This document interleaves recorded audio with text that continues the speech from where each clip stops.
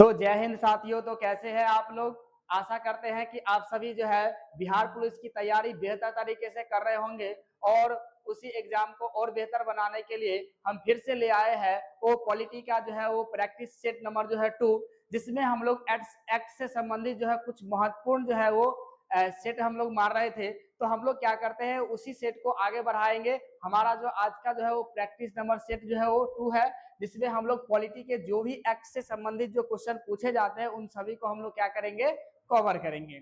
Clear हुआ? और साथ ही जो है पिछली वीडियो में जो है हम लोग जो है वो पढ़ लिए थे कुछ 1773 का जो है रेगुलेटिंग एक्ट पढ़ लिए थे, एक्ट ऑफ सेटलमेंट पढ़ लिए थे, उसके बाद फिक्स इंडिया एक्ट पढ़ लिए थे। तो ये सब जो एक्ट से जो इंपॉर्टेंट जो क्वेश्चन आते थे वो सबको हम लोग कवर कर चुके थे। लेकिन इस वीडियो में हम पूरी तरीके से जो है वो 1858 और है उसको हम लोग क्या करेंगे, कवर करेंगे। जितने भी इंपॉर्टेंट जो ऑब्जेक्टिव क्वेश्चन पूछे जाते हैं और जितना भी जो है हमारे एग्जाम के लिए बहुत इंपॉर्टेंट होता है उन सभी को हम लोग क्या करेंगे, कवर करेंगे, ताकि आपके एक भी क्वेश्चन जो है वो एग्जाम में नहीं छूटे। ठीक है, चलिए। तो यहाँ पे जो है सिलेक्शन आपका कॉन्फिडेंस हमारा, ठीक है, क्योंकि आपके यानी यानी हमारा कॉन्फिडेंस से ही आपका सिलेक्शन हो सकता है। तो यहाँ पे देखिए कि यहाँ पे जो हम लोग पढ़ने वाले हैं कितना, तो 22,000 का जो पोस्ट था, ठीक है, 22,000 का जो हमारा पोस्ट था, 22,010, इस पोस्ट के लिए जो है वो पूरे तरह नोटिफिकेशन आ चुका है। और साथ ही जो है वो जितने भी प्यारे बच्चे हैं या जितने भी हमारे साथी जो है वो सभी जो है इस चैनल के माध्यम से जो है आप तैयारी कर सकते हैं। तो आप इस चैनल को जरूर से जरूर सब्सक्राइब करके रखिएगा और साथ ही जो है अपने मित्रों को जरूर से जरूर शेयर करिएगा, ताकि वो भी अपनी एग्जाम की तैयारी बेहतर तरीके से कर पाए। चलिए, तो यहाँ पे जो है वो पूरी तरीके से जो है आपका जो है वो लाइव क्लास की जो है सुविधा हो जाएगा। धीरे धीरे डाउट सेशन भी जो है हम क्लियर करवाएंगे और जितना भी इंपॉर्टेंट जो क्वेश्चन है उन सभी को हम कवर करवाएंगे, थ्योरी के साथ जो है पढ़ाएंगे। और यहाँ पे याद रखिएगा, जब पूरी तरीके से अगर आपको पीडीएफ की नोट की आवश्यकता है, अगर पीडीएफ चाहिए तो आप जो है हमारे जो है नंबर पर जो है वो संपर्क करिए 7856893755। इस पर जो है वो क्या करिए, आप जो है वो मैसेज करिए, आपको जो है ये पूरी तरीके से पीडीएफ जो है आपको मिल जाएगा। तो चलिए हम लोग क्या करते हैं, बिना समय को गवाए हुए हम लोग चलते हैं कि अपने प्रैक्टिस सेट की ओर, जिसमें सबसे पहले आपके पास जो क्वेश्चन आता है वो सबसे पहला जो क्वेश्चन कहता है कि 1858 का भारत शासन अधिनियम किस घटना के बाद पारित हुआ था। यानी 1858 का जो भारत शासन अधिनियम जो है वो किस घटना के बाद पारित हुआ था। ऑप्शन ए कहता है 1857 की क्रांति, बी कहता है प्लासी का युद्ध, सी कहता है बक्सर का युद्ध और डी कहता है मराठा का युद्ध। तो आप याद रखिएगा कि ये 1858 का जो भारत शासन अधिनियम है, यहाँ पे याद रखिएगा ये कब प्रारंभ हुआ था। तो याद रखिएगा यानी ये मतलब जो अधिनियम किसके बाद प्रारंभ हुआ था, तो आप याद रखिएगा 1857 की क्रांति, 1857 की क्रांति। तो आपसे एग्जाम में कई बार ये भी क्वेश्चन पूछ दिया जाता है कि बतलाइए कि सिपाही विद्रोह, ठीक है, आपसे एग्जाम में ये क्वेश्चन पूछ दिया जाएगा कि सिपाही विद्रोह कब हुआ था, सिपाही विद्रोह जो है वो कब हुआ था। तो आपको याद रखना 1857 ईस्वी में, और पूछेगा किस कारण से हुआ था, ठीक है, किस कारण से, तो आप याद रखिएगा कारतूस। कारतूस, ये कारतूस जो होता है यानी इसमें जो है क्या होता है कि बारूद भरा रहता है, और ये इसका जो ढक्कन जो है कारतूस का वो गाय और सुअर के चर्बी का बना हुआ था। लेकिन जितने भी अंग्रेज सिपाही थे, अंग्रेज सैनिक थे, उसमें भारतीय सैनिक भी थे, भारतीय भी थे। तो भारतीय में हमारे जो है बहुत सारे जो हिंदू भी थे और बहुत सारे मुस्लिम थे जो, लेकिन भारतीय के लिए जो है यानी हिंदू के लिए जो है वो गाय क्या पवित्र माना जाता है, जिसके कारण जो उसका जो है वो अगर समझे कि मुंह से अगर हटाएगा तो इसका जो है वो धर्म पर बनेगा। तो इसलिए जो है धर्म विद्रोह भी इसे कहा जाता है, ठीक है, धर्म के कारण जो है विद्रोह उत्पन्न हुआ था, ठीक है, धर्म के कारण। तो यहाँ पे और इसको कहा जाता है कि पहला स्वतंत्रता संग्राम, ठीक है, ये जो है पहला स्वतंत्रता संग्राम कब हुआ था, तो भी याद रखिएगा 1857 की क्रांति को ही बोला जाता है पहला स्वतंत्रता संग्राम, पहला स्वतंत्रता संग्राम। और पूछेगा पहला स्वतंत्रता संग्राम जो है वो किस यानी किस घटना को कहा जाता है, 1857 की क्रांति। 1857 की क्रांति जो है किस कारण से हुआ था, तो कारतूस के कारण। उसके बाद जो है आपसे पूछेगा कि 1858 की जो एक्ट है वो उसका नाम क्या है, तो आप याद रखिएगा भारत शासन अधिनियम। फिर पूछेगा कि बतलाइए कि भारत शासन अधिनियम जो है वो किस यानी किस घटना के बाद हुआ था, तो याद रखिएगा 1857 की जो घटना हुआ था यानी सिपाही विद्रोह हुआ था उसके जस्ट जो है वो क्या किया गया, 1858 में एक्ट लाया गया ताकि जो है उसका जो शासन व्यवस्था जो है वो ब्रिटिश क्राउन के पास चला जाए, ताकि जो है यहाँ पे जो है मुख्य रूप से जो है ब्रिटिश क्राउन या समझिए कि भारत सरकार के सॉरी ब्रिटिश सरकार के हाथों में चल जाए, क्योंकि पहले ईस्ट इंडिया कंपनी के पास था जिसके कारण ये विद्रोह हुआ था। ठीक है, फिर पूछेगा आपसे, याद रखिएगा कि ये पूछेगा बदला कि पलासी का युद्ध कब हुआ था। पलासी का युद्ध, तो पलासी का युद्ध हुआ था याद रखिएगा 1757 में। कब हुआ था, तो याद रखिएगा 1757 में। और कई बार जो है यहाँ पे जो कंफ्यूजन हो जाता है कि अगर पूछेगा आपसे 1800 यानी सिपाही विद्रोह 1857, अगर पूछेगा पलासी का युद्ध तो आपको याद रखना 1757। और ये जो है वो किसके बीच हुआ था, तो बतलाए थे सिराजुद्दौला। ठीक है, सिराजुद्दौला।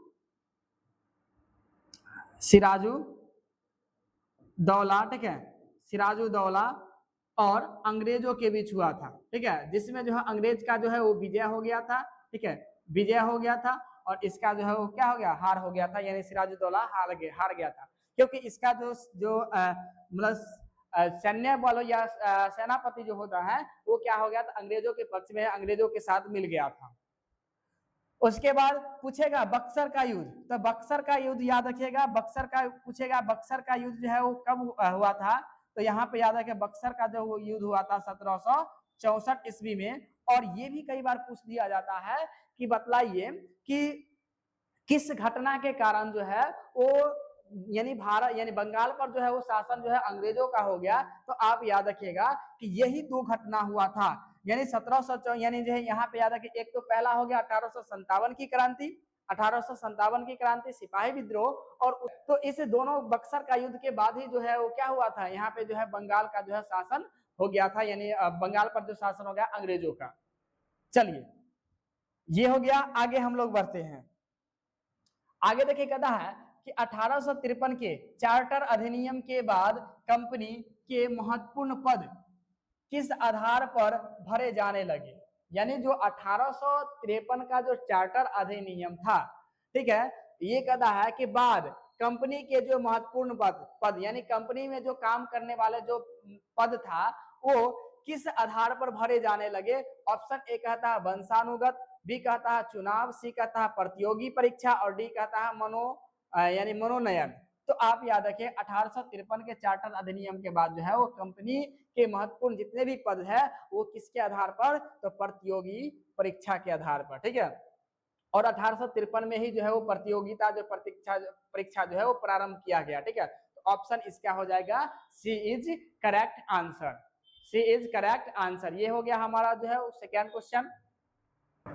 तो चलिए हम लोग अगला क्वेश्चन की ओर बढ़ते हैं। यहाँ पे जो है अगला क्वेश्चन कहता है कि यानी 3 क्वेश्चन कहता है मैकाले समिति की नियुक्ति कब की गई थी।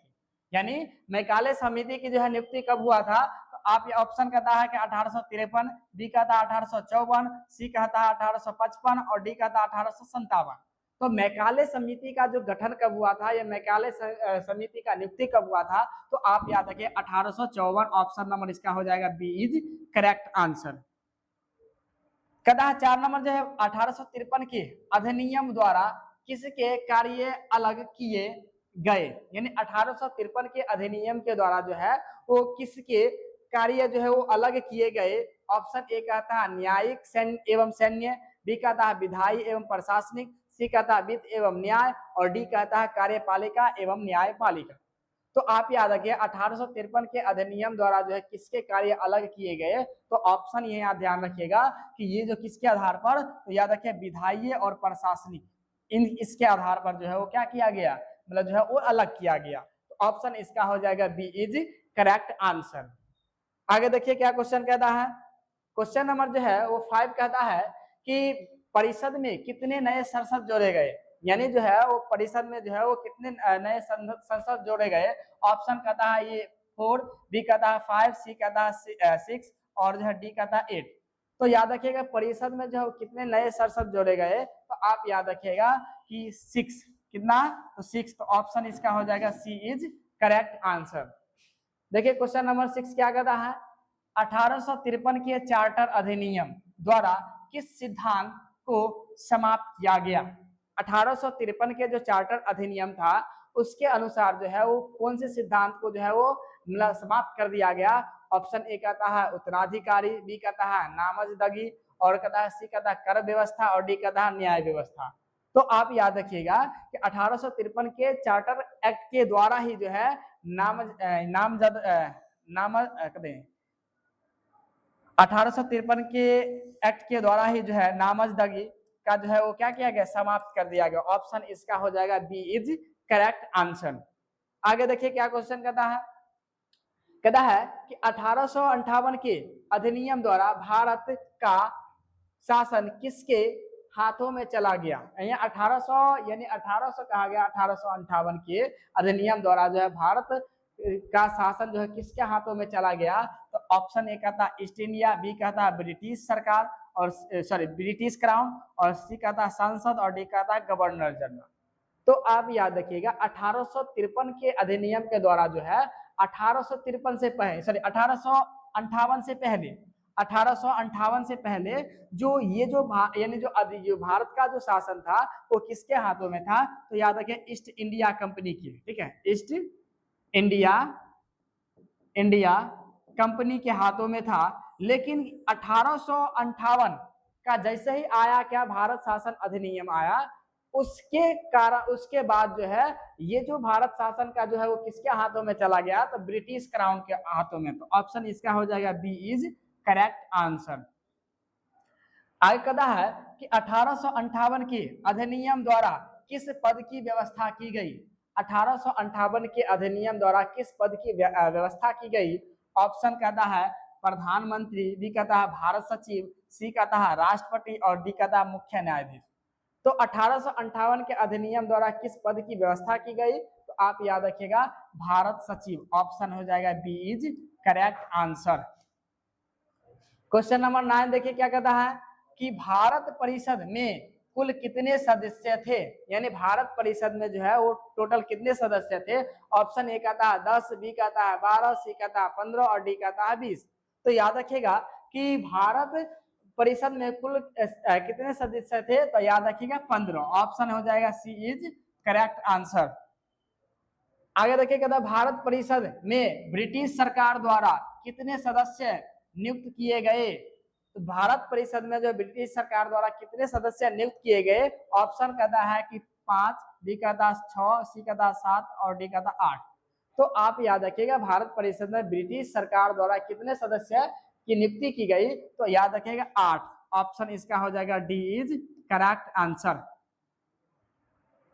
कहता है 11 कहता कंपनी के निदेशक मंडल द्वारा कितने सदस्य नियुक्त किए गए, यानी अब निदेशक मंडल के द्वारा जो है कितने सदस्य नियुक्त किए गए। ऑप्शन कहता है 5, बी कहता है 6, सी कहता है 7 और डी कहता है 8। तो आप याद रखें कंपनी निदेशक के द्वारा निदेशक मंडल के द्वारा कितने सदस्य नियुक्त किए गए, तो आप याद रखिए 7। ऑप्शन हो जाएगा इसका सी इज करेक्ट आंसर। 12 कहता है कि 1858 के अधिनियम द्वारा भारतीय मामलों पर किसका सीधा नियंत्रण स्थापित हो गया। ऑप्शन ए कहता है कंपनी, बी कहता है ब्रिटिश संसद और सी कहता है फ्रांस और डी कहता है गवर्नर। तो आप याद रखिएगा कि 1858 के अधिनियम द्वारा भारतीय मामलों पर जो है किसका सीधा नियंत्रण स्थापित हो गया, तो आप याद रखिए ब्रिटिश संसद। ऑप्शन हो जाएगा बी इज करेक्ट आंसर। चलिए आगे देखिए कहता है कि 13 किस अधिनियम द्वारा बोर्ड ऑफ डायरेक्टर समाप्त किया गया। बदलाए थे कि दोहरे शासन पद्धति में दो हम लोग बांटे थे। एक हम लोग क्या बांटे थे कि बोर्ड ऑफ डायरेक्टर्स और दूसरा जो था हम लोग बांटे थे क्या बोर्ड ऑफ बोर्ड ऑफ बच गया क्या, कंट्रोल, ठीक है, बोर्ड ऑफ कंट्रोल। तो ये बतलाए थे। तो बोर्ड ऑफ कंट्रोल ये दोनों था दोहरे शासन पद्धति में।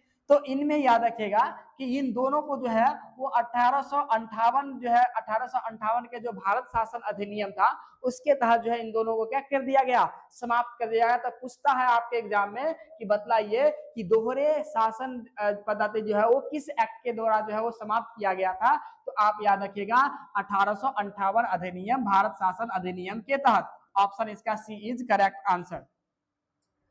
बोर्ड ऑफ कंट्रोल किस अधिनियम द्वारा समाप्त किया गया, अभी जस्ट बदला है। बोर्ड ऑफ कंट्रोल जो है वो किस यानी जो है अधिनियम किसके द्वारा किस अधिनियम द्वारा समाप्त किया गया, तो याद रखें 1858। ऑप्शन इसका हो जाएगा B is correct answer. Bharat सचिव किसके प्रति उत्तरदायी था, भारत सचिव जो है वो किसके प्रति उत्तरदायी था। ऑप्शन ए कहता है गवर्नर जनरल, बी कहता है ब्रिटिश संसद, सी कहता है कंपनी और डी कहता है भारत परिषद। तो आप याद रखिएगा कि गवर्नर जनरल जो है यानी सॉरी भारत सचिव किसके प्रति उत्तरदायी थे, तो आप याद रखें ब्रिटिश संसद यानी ब्रिटिश सरकार के, ठीक है। ऑप्शन हो जाएगा B is correct answer. Bharat के प्रशासन पर पूर्ण नियंत्रण किसका था, यानी भारत के प्रशासन पर जो है वो पूर्ण नियंत्रण किसका था 1858 के एक्ट के अनुसार। ऑप्शन याद रखिएगा ये पूछता है कि 1858 एक्ट के तहत, ठीक है। तो यहाँ पे ऑप्शन याद रखिएगा भारत परिषद, बी कहता है भारत सचिव, सी कहता है कंपनी और डी कहता है गवर्नर। तो आप याद रखिएगा भारत के प्रशासन पर पूर्ण नियंत्रण किसका था 1858 एक्ट के तहत, तो आप याद रखिए भारत सचिव, ठीक है। ऑप्शन इसका हो जाएगा बी इज करेक्ट आंसर। कहता है कि 1858 के अधिनियम द्वारा गवर्नर जनरल का पद बदलकर क्या कर दिया गया। 1858 एक्ट के तहत ही जो है कि गवर्नर जनरल को जो है वो किस में बदल दिया गया, तो वायसराय, ठीक है। और यहाँ पे कहा गया है तो याद रखिए ऑप्शन यहाँ पे राष्ट्रपति, बी कहता है वायसराय, सी कहता है प्रधानमंत्री, डी कहता है गवर्नर।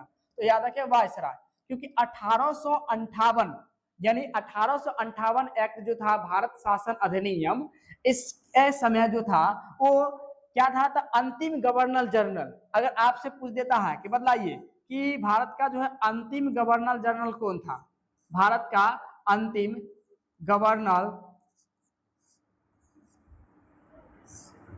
जनरल कौन था, तो भारत का याद रखिएगा अगर अंतिम गवर्नर जनरल की बात करें तो आप याद रखिएगा कि लॉर्ड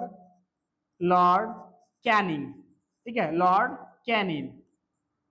और यही याद रखिएगा जब ये मतलब इनका शासन यानी काल था तो ये अंतिम गवर्नर यानी जो गवर्नर जनरल जो था इसी का पद जो है हटा करके रख दिया गया क्या, वायसराय, वायसराय। तो एग्जाम में कई बार ये भी क्वेश्चन पूछ दिया जाता है कि बतलाइए कि भारत का जो प्रथम वायसराय कौन था, तब पर भी याद रखिएगा लॉर्ड कैनिंग, ठीक है। प्रथम वायसराय कौन थे, तो लॉर्ड कैनिंग। और फिर बतलाए थे आपको कि भारत का सॉरी बंगाल का जो है वो अगर आपसे पूछेगा बंगाल का अंतिम गवर्नर, बंगाल का अंतिम गवर्नर, बंगाल का अंतिम गवर्नर,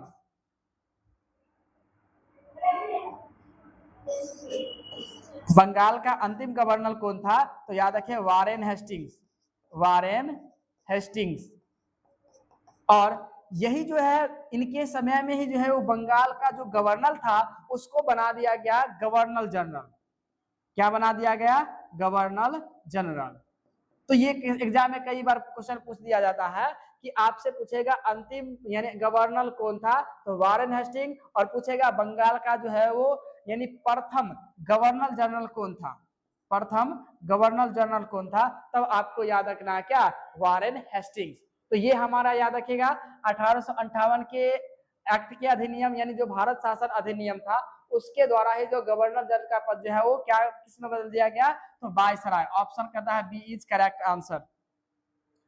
आगे देखिए कहता है कि भारत के प्रथम वायसराय कौन थे, तो भारत के जो प्रथम वायसराय कौन थे अभी जस्ट बदलाए हैं कि ऑप्शन ये कहता है लॉर्ड डलहौजी, बी कहता है लॉर्ड कैनिन, सी कहता है लॉर्ड रिपन और डी कहता है लॉर्ड कर्जन। तो अभी जस्ट बदलाए थे कि गवर्नर जनरल से जो है वो पद को हटा करके बना देता है वायसराय, उस समय कौन था, तो याद रखिए लॉर्ड कैनिन। तो ऑप्शन इसका हो जाएगा B is correct answer.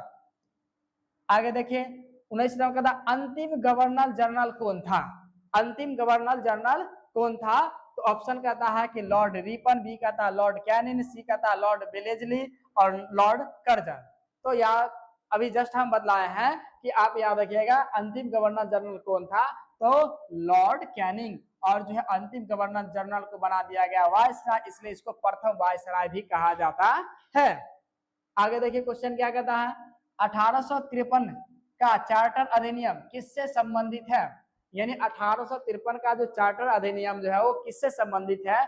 Option A कहता है शिक्षा, बी कहता है प्रशासनिक सुधार, सी कहता है कृषि और डी कहता है उद्योग। तो 1853 का जो चार्टर अधिनियम था वो किसके यानी किससे संबंधित था? तो याद रखिए प्रशासनिक सुधार से। ऑप्शन इसका हो जाएगा बी इज करेक्ट आंसर। आगे देखिए कहता है प्रतियोगी परीक्षा प्रणाली की शुरुआत किस अधिनियम से हुई थी? बताइए कि प्रतियोगी परीक्षा जो है वो प्रारंभ जो हुआ था वो किस अधिनियम के तहत हुआ था? तो अभी जस्ट हम बतलाए हैं आपको, ठीक है। शुरुआत में ये रिवीजन क्वेश्चन हो रहा है, तो कम से कम जो है जवाब देते रहिए ताकि जो है, तो यहाँ पे याद रखिएगा कि 1800 यानी 1853 में जो है बतलाए थे कि जो ईस्ट इंडिया कंपनी में जो ईस्ट इंडिया कंपनी के जो पद है उसको भर्ती किस कारण से किया जा रहा था? तो आप याद रखिए प्रतियोगी परीक्षा। तो यहाँ पे याद रखिएगा कि प्रतियोगी परीक्षा प्रणाली की शुरुआत किस अधिनियम के द्वारा हुआ था? तो 1800 याद रखिए 1853 के जो है वो चार्टर अधिनियम, ठीक है, 1853 के जो है वो चार्टर अधिनियम। चलिए अगला देखिए क्वेश्चन क्या कहता है, तो इसका कहता है कि 1858 से पहले भारत का शासन किसके हाथों में था? 1858 से जो पहले जो था वो भारत का जो शासन जो है वो किसके हाथों में था? तो अभी जस्ट हम आपको बतलाए हैं कि 1857 में जो हुआ था, क्या हुआ था? तो आप याद रखिएगा सिपाही विद्रोह, और जो है किसने किया था? मंगल पांडे ने। और याद रखिएगा कि ये जो 1858 से पहले जो था वो किसके हाथों में था? तो east India company, east India company के हाथों में, ईस्ट इंडिया कंपनी के हाथों में। लेकिन जैसे ही ये 1857 का जो क्रांति होता है उसके बाद जो है ये ईस्ट इंडिया कंपनी के हाथों से जो चला जाता है ब्रिटिश क्राउन के पास, ठीक है। ऑप्शन इसका हो जाएगा ए इज करेक्ट आंसर, ठीक है, ए इज करेक्ट आंसर इसका हो गया।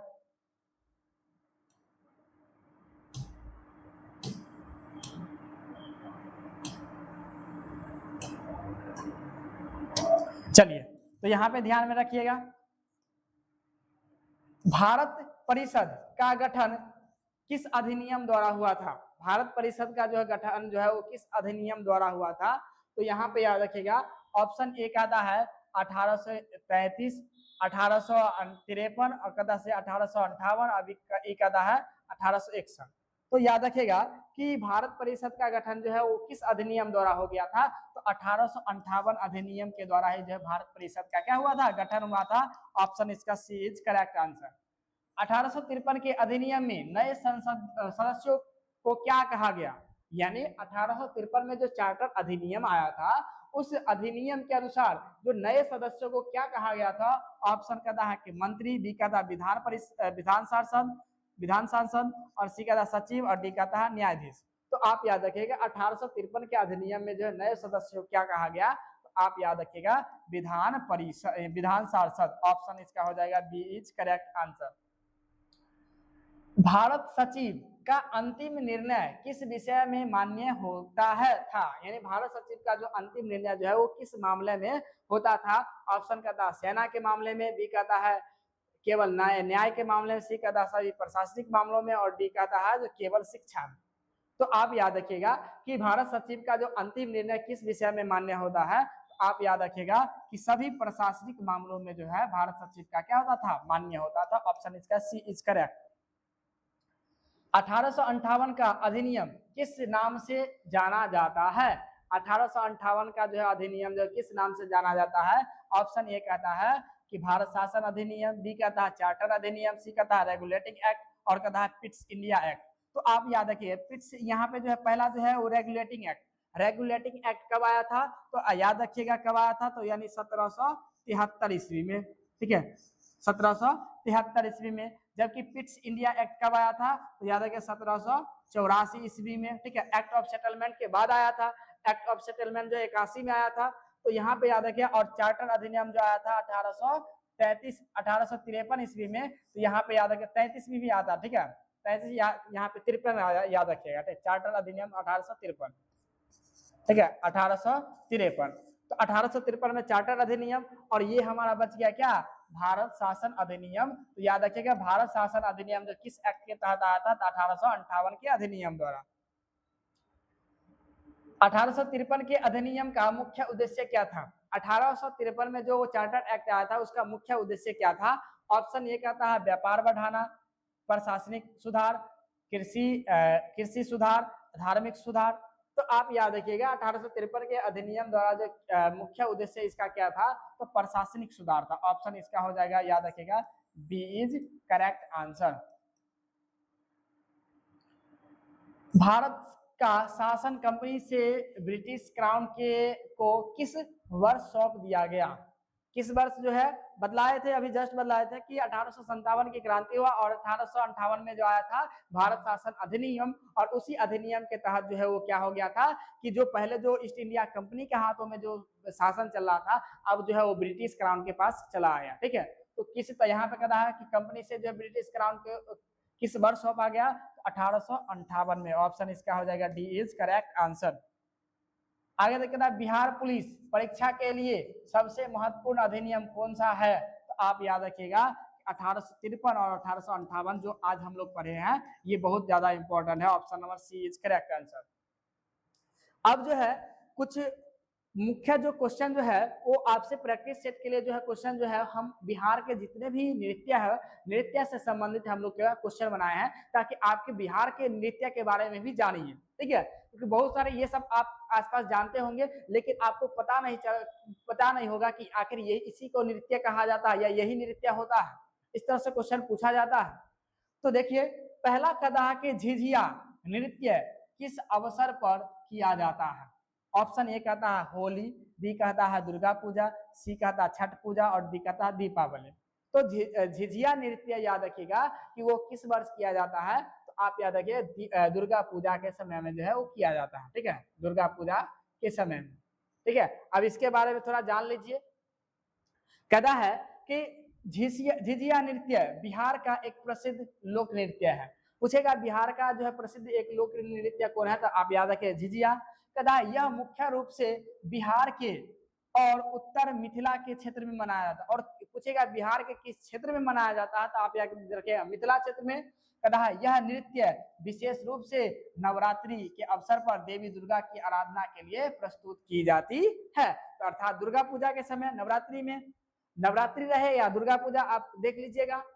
फिर कहा गया है कि प्रमुख विशेषता, इनकी जो है कुछ मुख्य विशेषता है, क्या है विशेषता ये भी देख लीजिए।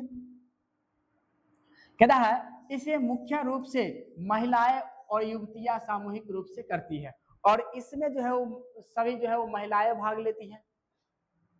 नृत्य के दौरान सिर पर छेद वाले मिट्टी के घड़े में जलता हुआ दीपक रखा जाता है, ठीक है। और इस नृत्य के दौरान जो है वो एक जो है घेरा जो है, घड़ा जो होता है उसमें जो है वो क्या किया, दीपक रखा कर जो नृत्य किया जाता है। इसमें जो है जो बाजा जो होता है, ढोलक हो गया, मंजीरा हो गया, लोकगीतों की धुन पर जो है गोल घेरा बनाकर, आपस में गोल घेरा बनाकर क्या करते हैं, नृत्य करते हैं। और लोक मान्यता की यह नृत्य बुरी शक्तियों और विपत्तियों से रक्षा तथा सुख समृद्धि की कामना के लिए किया जाता है। तथा परीक्षा की दृष्टि से महत्वपूर्ण तथ्य, अगर पूछेगा कि बतलाइए कि झिझिया जो है किस क्षेत्र के लिए बहुत इंपॉर्टेंट है, तो याद है कि उत्तर बिहार के, वो भी बिहार पूछेगा कौन सा बिहार, तो उत्तर बिहार। और उत्तर बिहार के किस क्षेत्र में, तो मिथिला क्षेत्र में पूछेगा। अगर राज्य तो बिहार, और अवसर तो नवरात्रि के समय। और पूछ देगा कि प्रमुख जो है वो कलाएं कौन, तो महिलाएं ही करती है। और मुख्य आकर्षक जो है सिर पर जो है दीपक वाला छेदयुक्त मिट्टी का घड़ा लेकर नृत्य करना, ये सब जो है वो हमारा क्या है, यानी बिहार का एक प्रसिद्ध लोक नृत्य है जिसको हम बोलते हैं झिझिया नृत्य। आगे देखिए क्या क्वेश्चन कहता है कि जट जटिन नृत्य बिहार के किस क्षेत्र में लोक नृत्य है। यह कहता है कि जट जटिन जो है नृत्य बिहार के किस क्षेत्र में प्रसिद्ध है। ऑप्शन ए कहता है कि मगध, बी कहता है मिथिला, सी कहता है भोजपुर, और डी कहता है सीमांचल। तो आप जट जटिन का नाम सुने हैं, गांव में जो है वो जट जटिन वाला जो है वो बहुत सारा नृत्य करती है और गीत भी गाते हैं। तो यहाँ पे याद रखिएगा कि ये जो मुख्य रूप से जो है मिथिला के क्षेत्र में ही जो है वो जो है किया जाता है जट जटिन, ठीक है। आगे कहता है विदेशिया नृत्य के प्रवर्तक कौन माने जाते हैं। जो विदेशिया जो गांव में होते हैं, ठीक है, उस जो विदेशिया का जो है वो प्रवर्तक यानी किसने खोज करता है, कौन जनक है, तो आप याद रखिए ऑप्शन कहता है विद्यापति, और विद्यापति बी का है भिखारी ठाकुर, और सी कहता है रामधारी सिदेनकर, डी कहता है नागार्जुन। तो आप याद रखिएगा कि आपसे एग्जाम में क्वेश्चन ये भी पूछ दिया जाता है कि विद्यापति को जो है याद रखिएगा कि मैथिली कवि कहा जाता है, ठीक है, मैथिली कवि, मैथिली कवि। उसके बाद जो है रामधारी सिद्धिनकर जी को याद रखें राष्ट्र कवि के रूप में जाना जाता है, ठीक है, राष्ट्र कवि के रूप में, राष्ट्र कवि के रूप में, ठीक है। इनकी बहुत सारे जो है वो बहुत सारी जो है कीर्ति है, याद रखें अर्धनारीश्वर हो गया, ठीक है, और भी जो है बहुत सारा जो है इनकी कीर्ति है, तो एग्जाम में कई बार पूछ दिया जाता है। फिर कहा गया कि यहाँ पे याद रखिएगा और एक बिहारी ठाकुर जो है वो याद रखिएगा विदेशिया नृत्य का क्या है, वहां पे याद रखिए प्रवर्तक है, यानी जो है वो जनक है। पूछेगा विदेशिया जो है विदेशिया का जो खोज किसने किया था, तो आप याद रखिएगा भिखारी ठाकुर, ऑप्शन इसका हो जाएगा बी इज करेक्ट आंसर। विदेशिया नृत्य के प्रवर्तक कौन माने जाते हैं, तो याद रखिए भिखारी ठाकुर, ऑप्शन बी। बिहार का प्रसिद्ध लोक नृत्य लौंडा नृत्य किससे संबंधित है, जो लौंडा नृत्य जो है वो किससे संबंधित है, ऑप्शन ए कहता है पुरुष कलाकारों द्वारा, केवल महिलाओं द्वारा, बच्चों द्वारा, और कदा साधुओं द्वारा। तो आप याद रखें विदेशिया जो है वो मुख्य रूप से जो है वो बहुत सारे जो है वो लौंडा, लौंडा मतलब जानवे करता है पुरुष की बात किया जा रहा है, तो यहाँ पे याद रखें पुरुष कलाकारों द्वारा जो है ये क्या किया जाता है, नृत्य जो है किया जाता है, ऑप्शन ए। कर्मा नृत्य मुख्य रूप से किस जनजाति द्वारा किया जाता है, ऑप्शन कहता संथाल, बी कहता उराव, डी कहता मुंडा, और डी कहता सभी। तो याद रखिएगा कर्मा जो नृत्य जो होता है वो मुख्य रूप से जो है वो क्या होता है कि यहाँ पे याद रखिएगा कि सभी जो है ये संथाल हो गया, उराव हो गया, मुंडा, ये सभी जो है वो जाति क्या करते हैं, मनाते हैं। अब कर्मा जो है, कर्मा का नाम सुने होंगे, कर्मा धर्मा, जिसमें भाई और बहन के बीच जो प्रेम का लगाव होता है, ठीक है। इसके बारे में भी कुछ बतला देते हैं, कुछ पॉइंट देखिए। यहाँ पे कहा गया कि प्रमुख विशेषता अगर कहे तो यह नृत्य कर्मा पर्व पर जो है अवसर पर किए जाते हैं, और जो है कर्मा पर्व पर कर्मा धर्मा, और इसमें पुरुष और महिलाओं दोनों मिलकर समूह में नृत्य करते हैं। कहता है कि करम वृक्ष की डाली की पूजा की जाती है। करम, करम का आप जो है वो नाम सुने होंगे, गांव में जो है वो कहा जाता है कूस का, ठीक है, कूस का जब घर का पवनी होता है तो उसमें कूस लाया जाता है, जो खट्टा जैसा होता, खर जैसा होता, तो उसी कूस का जो है वो क्या किया जाता है, वहां पर पूजा किया जाता है। फिर कहा जाता है कि जिससे समृद्धि, खुशहाली और अच्छी फसल का प्रतीक माना जाता है। कहता है मानदर, ढोल, नगाड़े, ताल पर गीत गाते हुए नृत्य किया जाता है। और परीक्षा के दृष्टि से अगर महत्वपूर्ण कहे तो आपसे ये पूछेगा कि नृत्य का नाम क्या है, कर्मा।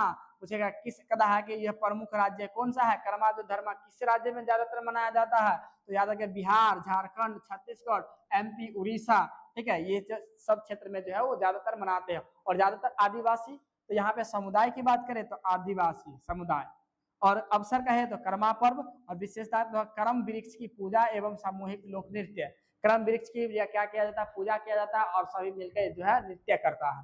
तो ये हमारा था कर्म। और देखिए झूमर नृत्य किस अवसर पर किया जाता है। झूमर, झूमर का नाम सुने होंगे, ठीक है, झूमर गीत, ठीक है। जैसे अगर आप देखे होंगे कोई जो शादी विवाह हो जाता है तो शादी विवाह के दौरान जो है जब गीत और जब गा लेता है महिला लोग, सब अपना अपना घर जाता है, तो कहता है कि चलिए चलो ना आप झूमर गीत गाते हुए, झूमर, ठीक है, एकदम झूमर गीत गाएगा, समझो केकरो कुछ कुछ बोल देगा, ऊपर से जो है झूमर जैसा झूमर, अब जो भी गीत हो आप ये सब आप लोग कमेंट करिएगा किस तरह से गीत होता है, ठीक है, एक गीत जो है वो कमेंट जरूर करिएगा। चलिए, तो यहाँ पे याद रखिए झूमर जो है नृत्य वो किस अवसर पर गाए जाते हैं, तो याद रखिए विवाह के उत्सव पर, ऑप्शन हो जाएगा ए इज करेक्ट आंसर। फगुआ नृत्य किस पर्व से संबंधित है, फगुआ जो नृत्य जो है वो किस पर्व से संबंधित है, तो नाम से ही आपको स्पष्ट पता चलता होगा।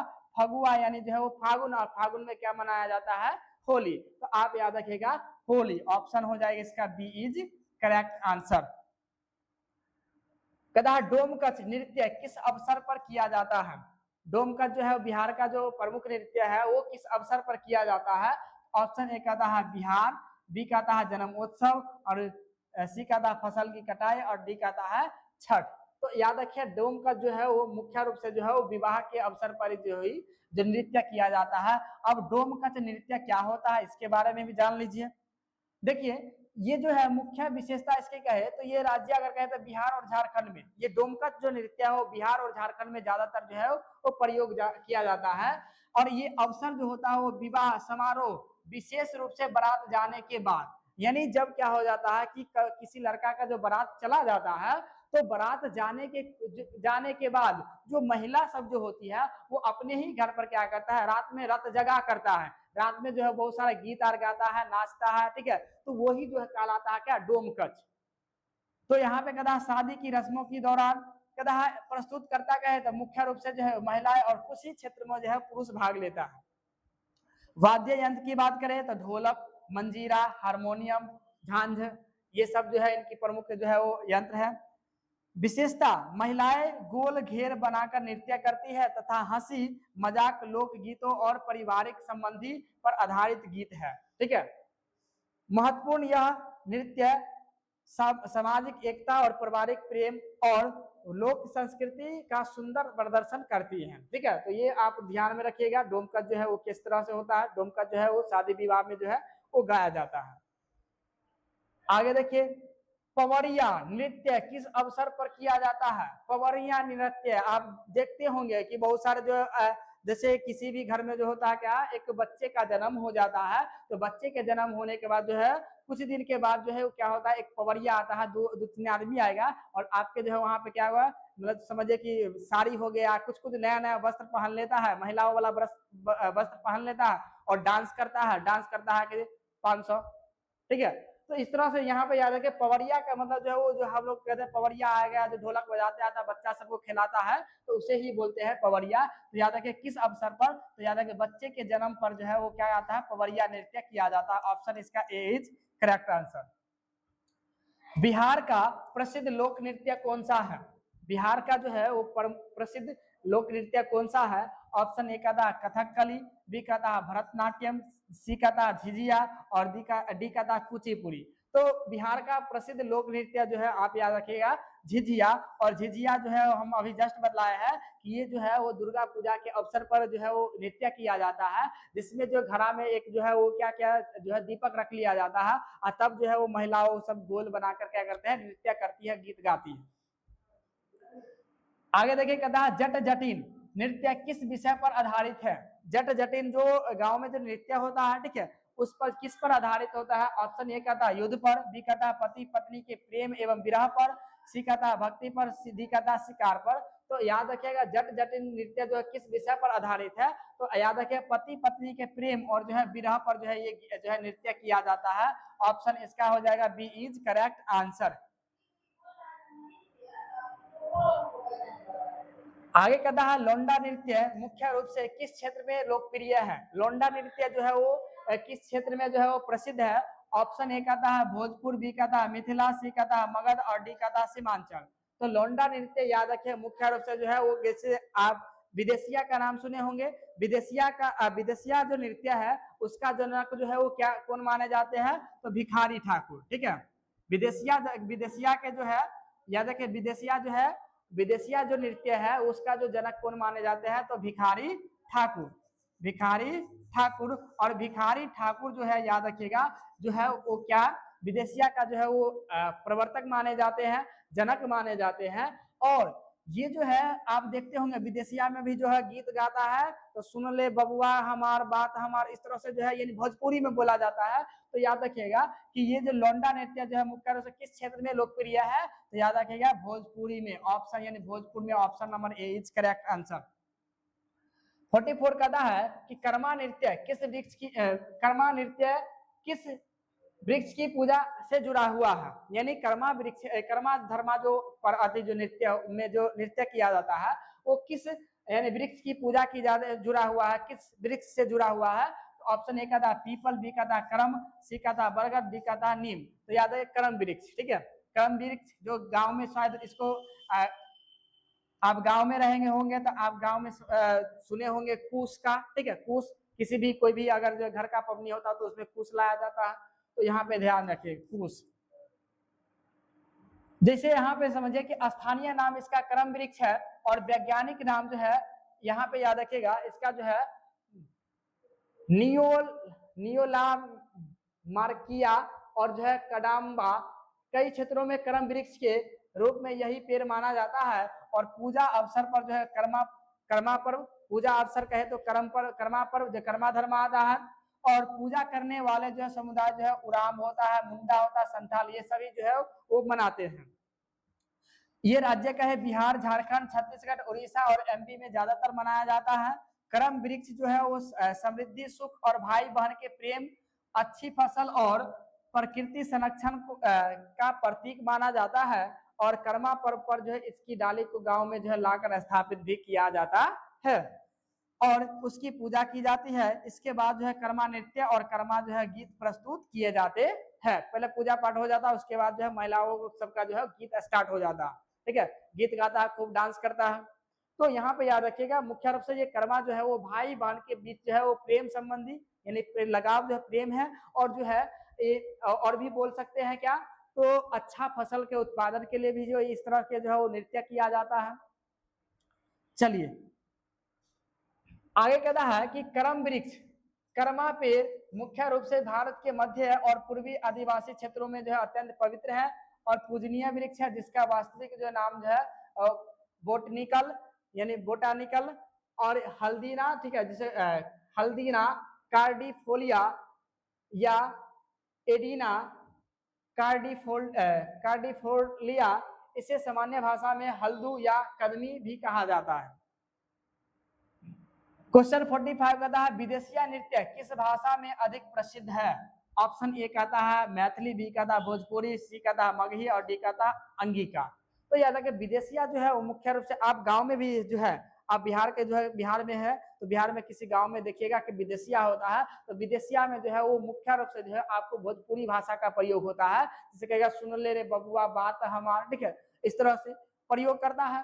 तो यहाँ पे मुख्य रूप से याद रखिएगा किस भाषा में, तो भोजपुरी में। ऑप्शन इसका बी इज करेक्ट आंसर। 46 का था झिझिया नृत्य महिलाएं सिर पर क्या रखकर नृत्य करती है। यानी बिहार में जो झिझिया नृत्य होता है उसमें महिलाएं जो सिर पर क्या रखकर नृत्य करती है। ऑप्शन ए कहता है कलश या घड़ा, बी कहता है दीपक, सी कहता है फूल और डी कहता है नारियल। तो याद रखिए सिर पर जो है वो कलश और घड़ा रखता है और कलश और घड़ा के अंदर जो है क्या होता है, दीपक होता है। डोमकच नृत्य का मुख्य रूप से कौन करता है, तो डोमकच बतला दिए कि मुख्य रूप से जो है वो डोमकच जो है वो क्या स्त्री करती है और महिलाएं। ऑप्शन इसका जो है B is correct answer. Phagua नृत्य किस महीने में अधिक किया जाता है, तो ऑप्शन का था चैत, फाल्गुन और श्रावण और कार्तिक। तो याद रखिए फगुआ से नाम से ही पता चला फाल्गुन से बना है, तो ऑप्शन इसका याद रखिएगा बी इज करेक्ट आंसर। 49 का था निम्नलिखित में कौन सा बिहार का लोक नृत्य नहीं है। झिझिया, जट जटिन, कथकली और डोमकच। तो याद रखिए जो बिहार का नृत्य नहीं है तो यहाँ पे याद है डोमकच जो है बिहार का है, यानी ये है। उसके बाद जट जटिन भी है, झिझिया है, तो याद रखिए बच गया हमारा क्या कथकली। तो ये कथकली जो है वो बिहार का नहीं है। बिहार पुलिस परीक्षा में बिहार के प्रमुख लोक नृत्य किस विषय के अंतर्गत जो है वो पूछे जाते हैं। ऑप्शन का था बिहार सामान्य ज्ञान, गणित, विज्ञान, अंग्रेजी। तो याद रखिए मुख्य रूप से जो है बिहार के सामान्य ज्ञान से ही क्वेश्चन पूछे जाते हैं। ऑप्शन हो जाएगा ए इज करेक्ट आंसर। बिहार के प्रमुख जनजातीय नृत्यों में कौन सा शामिल है। कर्मा, कथक, भरतनाट्यम, ओडिसी। तो याद रखिए यहाँ पे कर्मा, ऑप्शन इसका हो जाएगा ए इज करेक्ट आंसर। ठीक है, तो ये जो है हमारा जितना भी आज का जो प्रैक्टिस सेट नंबर जो 2 था, जो हमारा 50 क्वेश्चन का जो सेट जो चल रहा था, तो ये हमारा जो है वो सेट नंबर 2 क्वालिटी। आप जो है फिर क्वेश्चन बैंक को सॉरी लुसेंट को जो है आप पूरे बढ़िया से पढ़ते रहिए। उसी का जो है प्रत्येक जो है वो 50-50 जो है वो सेट जो है वो करवाते रहेंगे ताकि आपका तैयारी होते रहे। ठीक है, तो यहाँ तक आप सभी को किसी तरह का कोई दिक्कत हो या समस्या हो या तो जरूर कमेंट करिएगा, और कमेंट करिएगा तो हम आपको जो है पूरी तरीके से जो है वो पीडीएफ और जो है वो जितना भी डाउट है आपका जो है क्लियर करवा देंगे। ठीक है, तो अंत तक वीडियो के बने रहने के लिए आपका बहुत बहुत धन्यवाद। मिलते हैं हम अगले क्लास में, तब तक के लिए जय हिंद, जय भारत।